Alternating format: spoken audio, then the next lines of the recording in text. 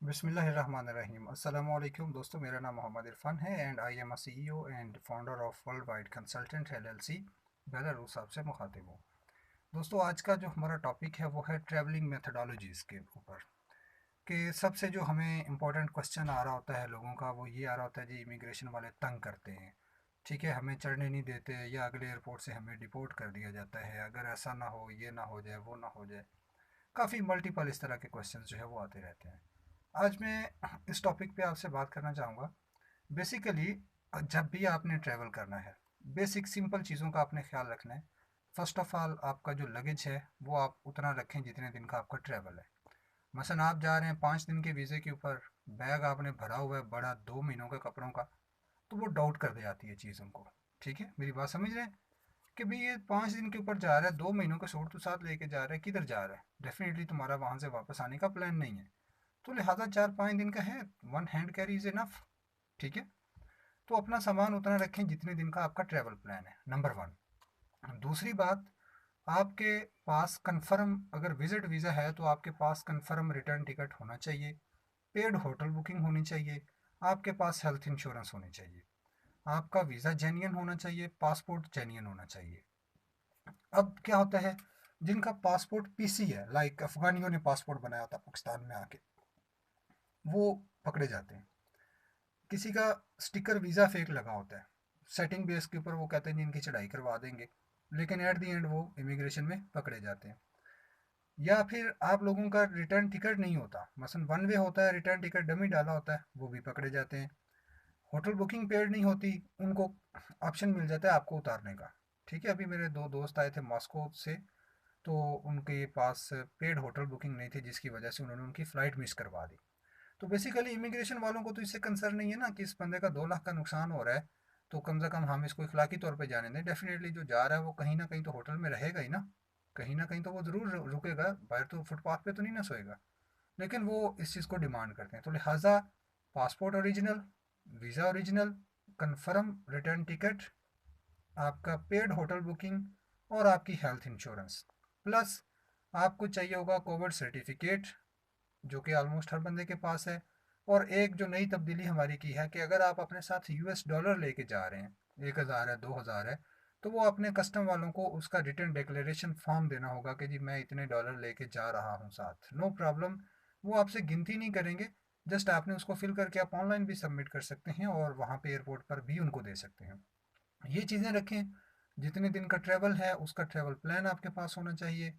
That's all. आपको कोई बंदा जो है वो नहीं रोक सकता, ना आपको कोई इमिग्रेशन वाला पाकिस्तान में चढ़ने से रोक सकता है, और ना ही आपको अगले एयरपोर्ट पे जहाँ पे आप जा रहे हैं वो कोई आपको रोक सकता है। ठीक है। अब प्रॉब्लम कहाँ पे आती है, जब हम इसमें थोड़ी गड़बड़ करते हैं तो हमें प्रॉब्लम्स का सामना करना पड़ता है। इसके बाद जो मोस्ट इम्पॉर्टेंट चीज़ है वो कॉन्फिडेंशियल रहें, और प्लस अपना वेल ड्रेस होके जाएं। ठीक है, अब कुछ लोग चले जाते हैं ऐसे अजीबोगरीब किस्म की ड्रेसिंग में जो कि एक ट्रैवलर की नहीं लग रही होती। कम से कम आप एक रीज़नेबल ड्रेस में हो, लाजमी नहीं है कि आप को बहुत ज़्यादा वलीमे पे जा रहे हैं या किसी शादी पे, इस तरह से भी नहीं, और नॉर्मल भी नहीं, बिल्कुल कैजुअल भी नहीं होना चाहिए। एटलीस्ट आप इन शॉर्ट, जिसको कहते हैं ना कि गड्डी दे कोल खड़ा बंदा मालिक लगना चाहिए। मेन, आप अगर ट्रैवल कर रहे हैं इंटरनेशनल, तो आपकी लुक एक इंटरनेशनल ट्रैवलर वाली होनी चाहिए, मेरा कहने का मकसद ये है। तो बस इन चीज़ों का ख्याल रखें और आप जाएं। पाकिस्तान के अंदर इमिग्रेशन वाले नो डाउट थोड़ा डिस्टर्बेंस करते हैं हर बाहर से जाने वाले को, और मैं ख़ुद इस चीज़ का गवाह हूँ कि मैं कराची एयरपोर्ट पे एक दफ़ा था, तो मेरी कतर की फ़्लाइट थी। मुझे याद है कि मेरी बैक साइड पे एक लड़का खड़ा हुआ और पीछे से एक बंदा आया, और उसने आके उसको 1,500 रुपया, ज़्यादा नहीं, 1,000 का नोट और एक 500 का, 1,500 रुपया उसने एक वो क्लीनर को पकड़ाए, और वो बोर्डिंग पास जहाँ से मैं कलेक्ट कर रहा था मेरे पीछे आके खड़ा हो गया। तो मैंने उसे बोला कि ये इसको पैसे क्यों दिए आपने? कहता यार वो मेरे कज़न थे कतर में, तो उन्होंने कहा था हमारे लिए सिगरेट लेके आना। तो उसने पूरा बड़ा बैग भरा हुआ था सिगरेट्स का, कपड़े नहीं थे, पूरा बैग सिगरेट का भरा हुआ था, हैंड कैरी उसने। तो ये जाने नहीं दे रहे थे, तो लिहाजा मैंने इनको बोला कि जाने दें, और सिर्फ 1,500 रुपया दिया और उसको इन्होंने जाने दिया। ठीक है। तो आपने कोई ऐसी चीज़ कैरी नहीं करनी है साथ, लाइक कोई असला, कोई प्रोहिबिटेड मेडिसन। अगर मेडिसिन आप लेके जाना चाह रहे हैं तो आपके पास डॉक्टर का प्रेस्क्रिप्शन हो, और प्लस जो मेडिसिन है वो उस लेबल के अंदर मौजूद हो, उस रेपर के अंदर मौजूद हो। ठीक है। और जो डब्बी होती है पैकिंग वाली कंपनी की उसके ऊपर मौजूद हो।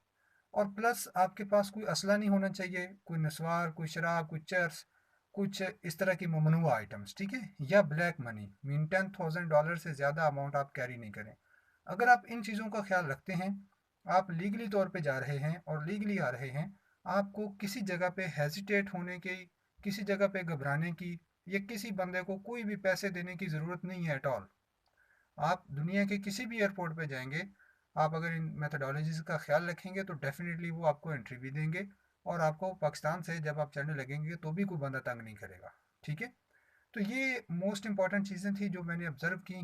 तो इनका आप खसूसी ख्याल रखें जब भी आप ट्रैवल करने लगें, अपना प्रॉपर जो है वो कंप्लीट होमवर्क करके जाएं, इन सारी चीज़ों का ख्याल रख के जाएं, तो इंशाल्लाह आपको कभी भी इंटरनेशनल ट्रैवल करने में कोई किसी किस्म का प्रॉब्लम नहीं होगा।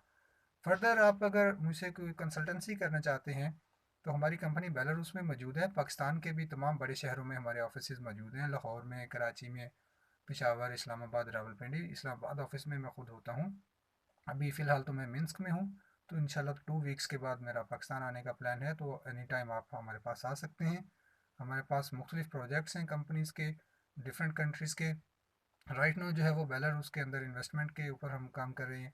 और बेलारूस का बिज़नेस वीज़ा अगर किसी को चाहिए हो, यहाँ पे टीआरसी चाहिए हो, कोई कंपनी बनाना चाहता है, या कोई ओपन वर्क परमिट किसी को चाहिए, विज़िट पे आना चाह रहा है, तो सारे ऑप्शन जो है वो मौजूद हैं। तो आप एनी टाइम हमसे रब्ता कर सकते हैं। हमारी कंपनी जो है वो आपको 24/7 सपोर्ट करेगी।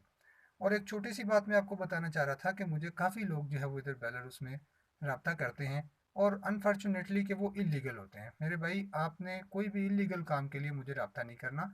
अगर आप लीगल हैं तो मेरी 24/7 आपके लिए लीगल सपोर्ट हाजिर है। कोई इलीगल काम के लिए मुझे रब्ता नहीं करें, और ख़ास तौर पर कोई इलीगल ऑफ़र्स और बेवकूफ़ाना किस्म के ऑफ़र्स मत दें।